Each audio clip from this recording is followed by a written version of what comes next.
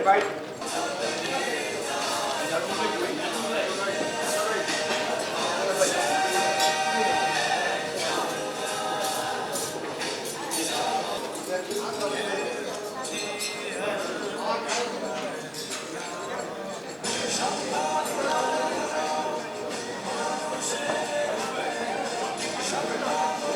Minute. আচ্ছা ঠিক আছে, তাহলে একটু প্রস্তুত হয়ে যান। কোনো ভূমিকা না নিয়ে শুরু করতে চাই। আপনারা জানেন 16 বছর পর চ্যানেল ওয়ানের senior output editor Rahana Nisho, channel ওয়ানের চিফ এবং রাজীব সিরাজ ওনারা পরিচালক মহোদয় সহ আমাদের চ্যানেল ওয়ানের পরিচালক বৃন্দ এবং সামনে উপস্থিত আমাদের প্রিয় সাংবাদিক বৃন্দ এবং সুধীবৃন্দ, আসসালামু আলাইকুম। আপনারা আমাদের আজকের অনুষ্ঠানের ডাকে সাড়া দিয়ে আমাদের এখানে এসে আমাদের সাংবাদিক সম্মেলনের বক্তব্য শুনে এবং আমাদেরকে সহযোগিতা করার জন্য আপনাদের সর্বস্তর সকলকে চ্যানেল ওয়ানের পক্ষ থেকে আন্তরিক মোবারকবাদ জানাই। এবং আমরা ইতিমধ্যে বলেছি যে আমাদের চ্যানেল ওয়ান আগে নাম্বার 1 ছিল এবং সামনে আমাদের চ্যানেল ওয়ান ইনশাআল্লাহ নাম্বার 1 থাকবে। আমাদের কার্যকারিতা, আমাদের বস্তুনিষ্ঠ সঠিক সংবাদ পরিবেশন করার মাধ্যমেই, এবং আমরা চ্যানেল ওয়ানে যে ইনভেস্টমেন্ট করছি, আমরা ব্যবসায়ী হিসেবে আসছি, আমরা কয়েকজন আমরা যারা আছি, আমাদের নির্দেশ থাকবে যে আমাদের চ্যানেল ওয়ান যাতে বাংলাদেশের মধ্যে আমাদের ব্যবহারে, আমাদের সংবাদে, আমাদের বিভিন্ন পাঠকরা যাতে আনন্দ পায়, সেই উদ্দেশ্য নিয়ে আমরা আসি। আশা করি আপনারা সকলে আমাদেরকে সহযোগিতা করবেন এবং আমরা যাতে এই চ্যানেল ওয়ানকে দেশের সকল সংবাদগুলো সুন্দরভাবে পৌঁছাতে পারি এবং দর্শকরা যেন আমাদের চ্যানেল দেখে আনন্দ উপভোগ করতে পারে, সেই আশা ব্যক্ত রেখে আপনাদের সকলের সহযোগিতা কামনা করে আমি আজকের মতন আমাদের এই অনুষ্ঠান সমাপ্তি ঘোষণা করছি। এবং আমাদের ডিনারের ব্যবস্থা আছে, লাঞ্চের ব্যবস্থা আছে, আপনারা সকলে লাঞ্চ করে যাবেন। ধন্যবাদ আপনাদের সকলকে। আসসালামু আলাইকুম। আমরা আমাদের সংবাদ টিমে যুক্ত করেছি।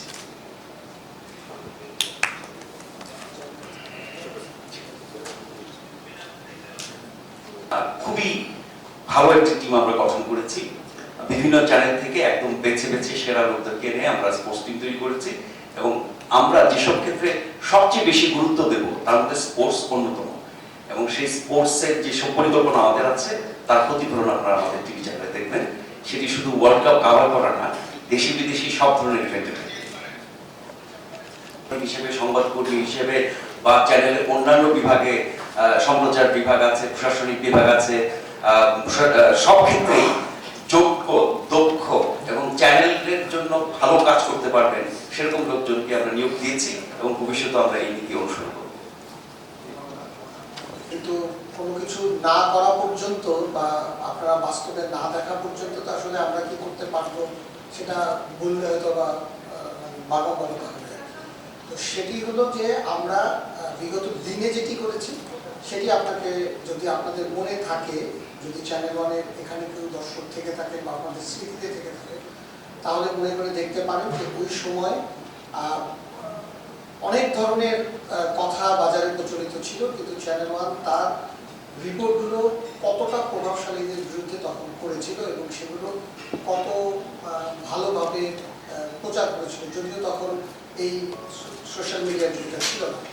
আমরা আমাদের এবারে আমাদের পরিকল্পনায় শুধু আলাদা শো রাখিনি।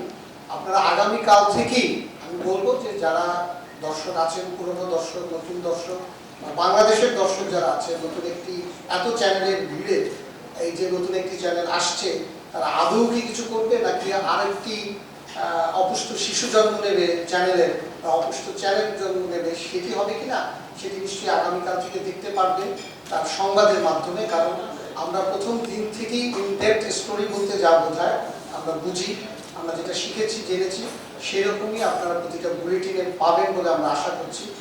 ভালো লাগা বা ভালোবাসাটা এটা তো আপেক্ষিক বিষয়, সেটা আপনারা নিশ্চয়ই আগামীকাল থেকে সেটি নির্ধারণ করতে পারবেন বলে আশা করি। তার মধ্যে এটি একটি, বাংলাদেশের চ্যালেঞ্জ অনেক বেশি। আমরা সরিয়ে ফেলবো না একটু বলতে পারি, তবে অনুসন্ধানী প্রতিবেদন করা এবং তার প্রতি গুরুত্ব কতখানি আমরা দিচ্ছি সে ব্যাপারে আমি একটু পাবলিসিটিকে বলতে পারবো। শুদ্ধতাই আমাদের লক্ষ্য।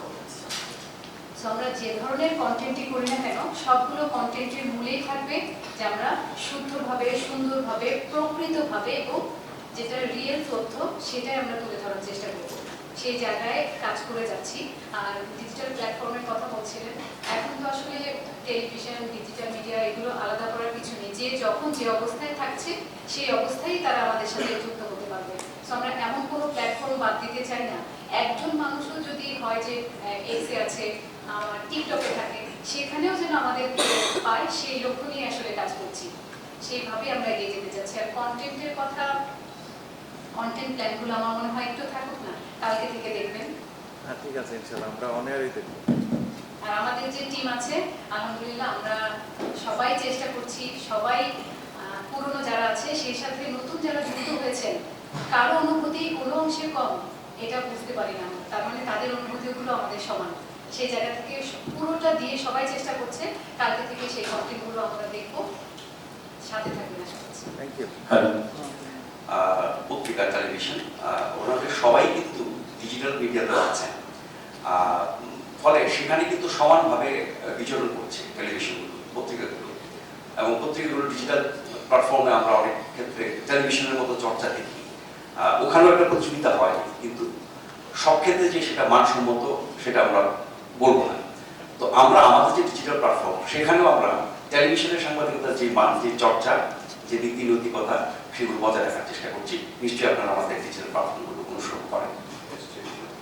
পরিচালক কাল থেকে যখন চ্যানেল আবার পরিচর্যা শুরু করবে, চ্যানেলের পর্যায়ে তার প্রমাণ আপনারা পাবেন। কিভাবে আমরা অন্যদের চেয়ে আলাদা হবো, কিভাবে সাংবাদিকতার শুদ্ধতা বজায় রাখবো, সেই বজায় রাখার সর্বোত্তম চেষ্টা করব, তার প্রতিফলন নিশ্চয়ই আমাদের পর্দায় পড়বে। সেটা দেখলে আপনারা বুঝতে পারবেন। আপনি এই বিষয়টা কেন বাইরে কিভাবে উত্তরণ ঘটানো যায় সেটা জানতে চেয়েছেন। সেটা হচ্ছে কি যে বিনিয়োগ তো ব্যবসায়ীরা করবেন, এবং অন্য চ্যানেলের কথা আমরা বলবো না। চ্যানেল ওয়ানে যারা বিনিয়োগ করেছেন তারা কখনোই সংবাদের ব্যাপারে কোনো রকমের হস্তক্ষেপ আগেও করেননি, এবারও করবেন না, সেই প্রতিশ্রুতি ওনারা দিয়েছেন। কিছুক্ষণ আগে জনাব ব্যবস্থাপনা পরিচালকও এই কথা বলেছেন।